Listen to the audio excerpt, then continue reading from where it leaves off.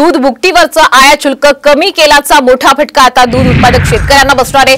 या विरोधामध्ये दूध उत्पादक शेतकरी आजपासून आंदोलन करतायत। कोल्हापूर जिल्ह्यासह राज्यामध्ये हजारो टन दूध पावडर शिल्लक आहे। अशातच केंद्र सरकारनं आयात शुल्क कमी करून हजारो टन दूध पावडर आयात करण्याची परवानगी दिलेली आहे। हा निर्णय दूध संघ आणि उत्पादकांचे कंबरडं मोडणारा ठरणार आहे। कृषी मालाला हमी भाव आणि दुधाला वाढीव दर देण्याची घोषणा करणाऱ्या केंद्र सरकारची प्रत्यक्ष कृती मात्र वेगळीच असल्याची भावना आता उत्पादकांमध्ये निर्माण झालेली आहे।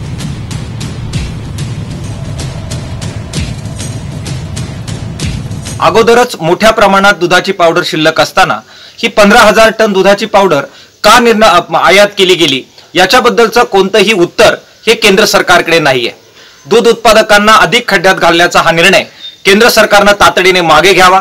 देशभरामध्ये पडून असलेल्या दूध पावडरला निर्यातीसाठी अनुदान देऊन ही पावडर कशा प्रकारे देशाबाहेर जाईल आणि दूध उत्पादकांना त्यातून 2 रुपये कसे मिळतील याच्यासाठी प्रयत्न करावेत, अशा प्रकारची मागणी दूध उत्पादक संघर्ष समितीच्या वतीने आम्ही करतो आहोत। दुधावरची भुकटींची आयात करणं म्हणजेच पुन्हा दुधामध्ये मिठाचा खडा टाकून दूध नासवणं आहे आणि शेतकऱ्याला पुन्हा आत्महत्येस प्रवृत्त करणं आहे किंवा शेतकऱ्याला पुन्हा उद्ध्वस्त करणं आहे असं मी मानतो। दूध उत्पादकांच्या मागण्या नेमक्या काय आपण पाहूयात। राज्यामध्ये 20,000 टन दूध पावडर शिल्लक आहे। केंद्राकडून आयात शुल्क कमी करून आयात करण्याची परवानगी दिली आहे। दूध पावडरचा दर सध्या 205 ते 230 रुपये प्रति किलो, 250 ते 280 रुपये प्रति किलोचा दर मिळावा, शेतकऱ्यांनी ही मागणी केली आहे।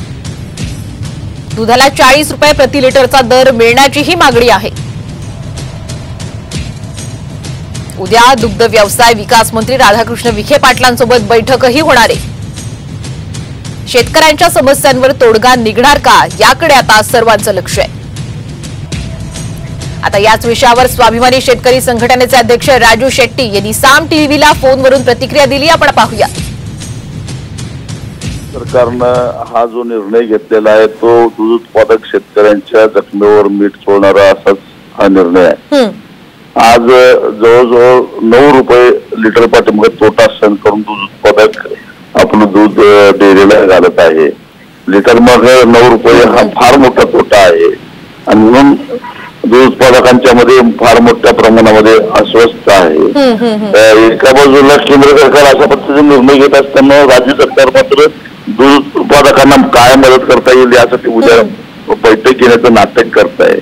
ही सगळी नौटंकीच आहे, कारण दुधाच्या उत्पादनामध्ये प्रामुख्याने उत्तर प्रदेश आणि महाराष्ट्राचा समावेश होतो। केंद्र सरकारनं इतका महत्वाचा निर्णय घेत असताना 10,000 टन इतकी दूध भुकटी आयात करत असताना राज्य सरकारचं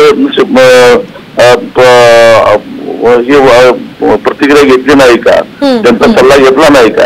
आणि मग तर यापूर्वीच राज्य सरकारनं मार्च एप्रिल मध्ये दूध उत्पादकांना दुधाचा दर परवडत नाही म्हणून 5 लिटरला 5 रुपये अनुदान दिलेलं होतं। ते केंद्र सरकारला कळवलं नव्हतं का?